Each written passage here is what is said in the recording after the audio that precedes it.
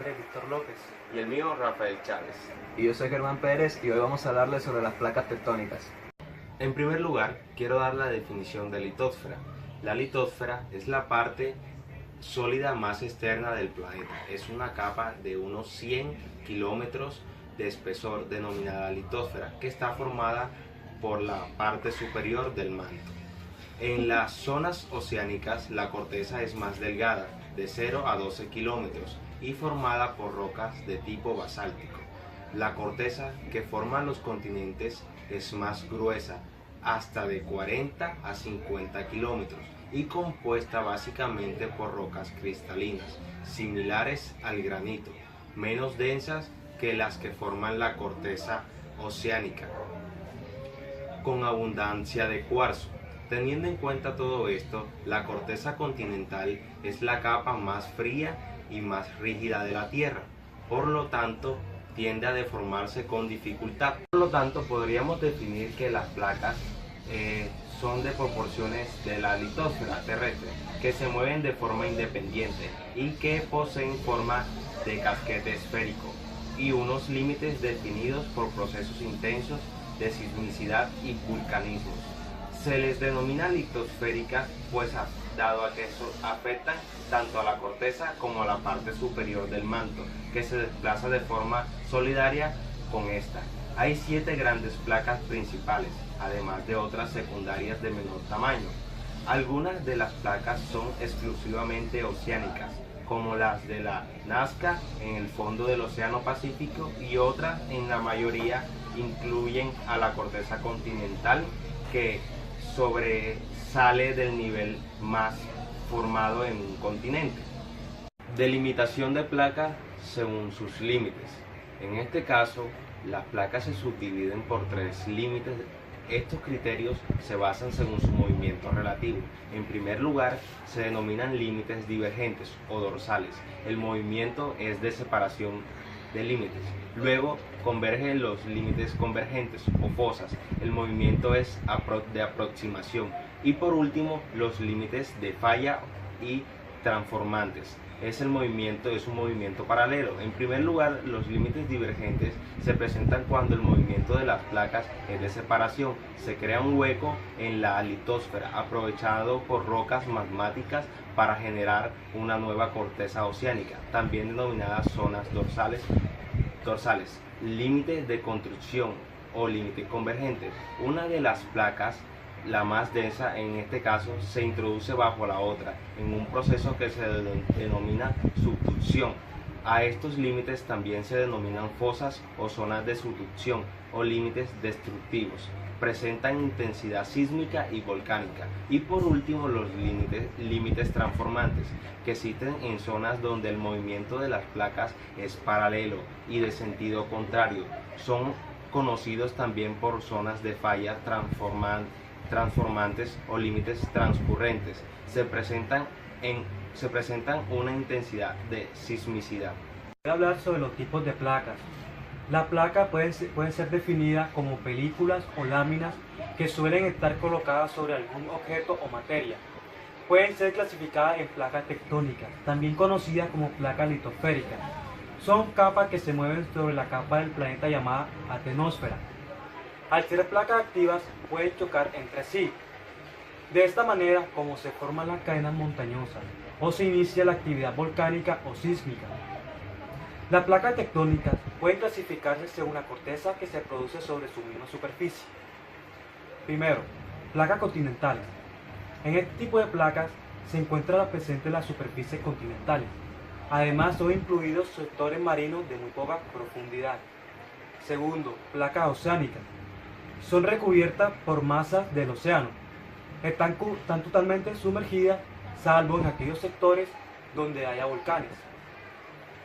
Además, pueden ser clasificadas en primarias, donde estas placas incluyen la de Eurasia, del Pacífico, ambas placas americanas, la africana, la placa indo-australiana y la antártica.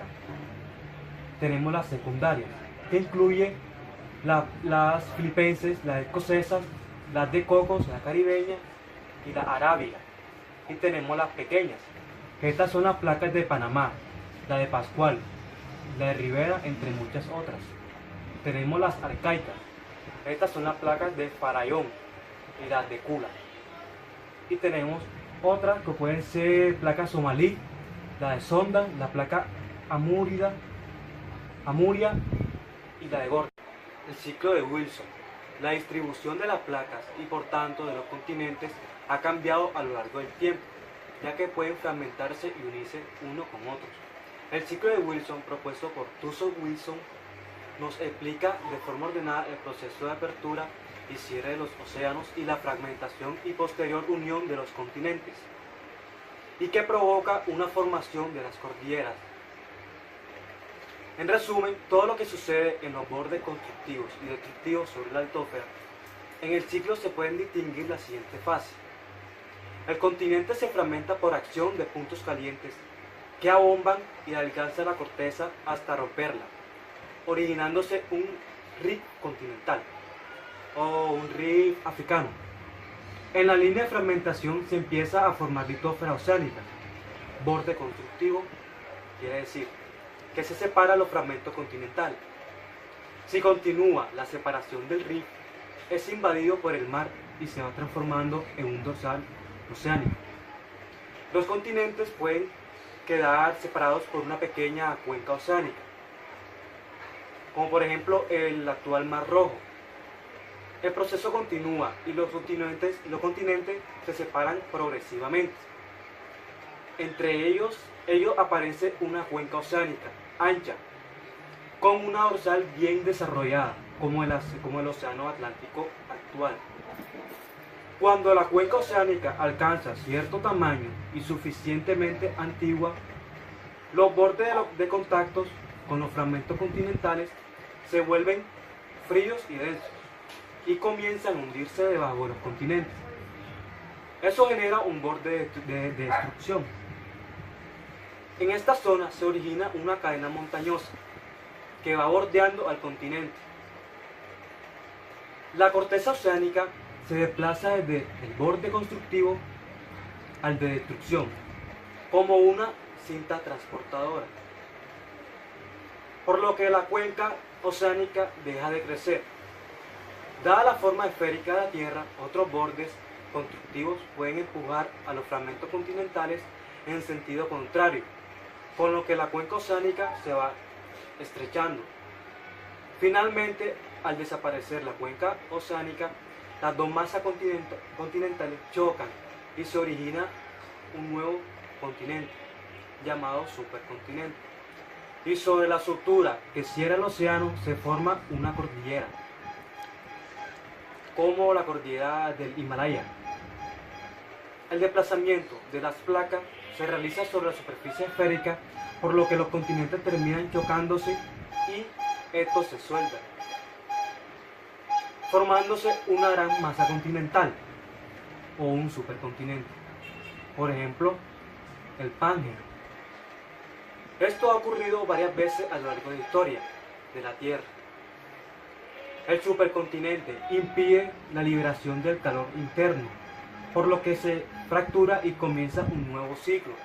Así pues, las masas continentales permanecen y se unen y fragmentan en cada ciclo, mientras que la cuenca oceánica se crecen y se destruyen. El modelo actual de convección, como vimos anteriormente, la convección es el mecanismo de transmisión de calor que nos permitirá explicar el movimiento de los continentes. Actualmente se cree que la convección afecta en la totalidad del manto. En la ilustración puede observar materiales calientes, en el color amarillo, que ascienden y forman en la superficie límites divergentes, y litosfera fría, en el color azul, que desciende por subducción hasta el núcleo, que es el nivel D. Las manifestaciones externas de la dinámica interna. Primero, los terremotos. Ya hemos visto que los terremotos aparecen asociados a los límites convergentes y transformantes. Sus consecuencias afectan a millones de personas que habitan en zonas con algún tipo de riesgo sísmico. Segundo, tenemos los volcanes, que es el ascenso del magma asociado a los límites de placas convergentes y divergentes o en el interior, que esto se le denomina volcanismo de intraplaca. Esto ocasiona una de las manifestaciones más espectaculares de la energía interna de la Tierra. Esta manifestación puede ocasionar importantes pérdidas económicas y de vidas. Tercero, tenemos las deformaciones.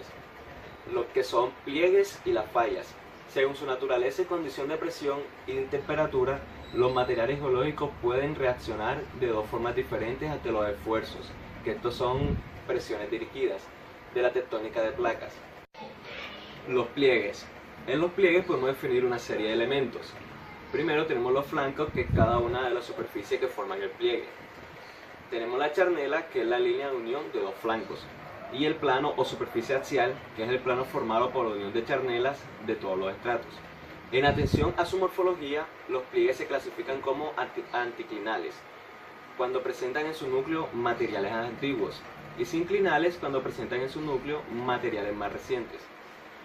En segundo caso tenemos las fallas. En las fallas podemos definir una serie de elementos geométricos. Primero tenemos el plano de falla, que es la superficie de rotura. Tenemos los labios, que es cada uno de los boques a ambos lados de la falla. Y el salto, que es una separación entre dos puntos antes unidos. En atención a su morfología, las fallas pueden clasificarse como normales. Normales son causadas por extensión. Inversas son causadas por compresión. En tijeras son rotacionales. Y de desgarre son por cizalla.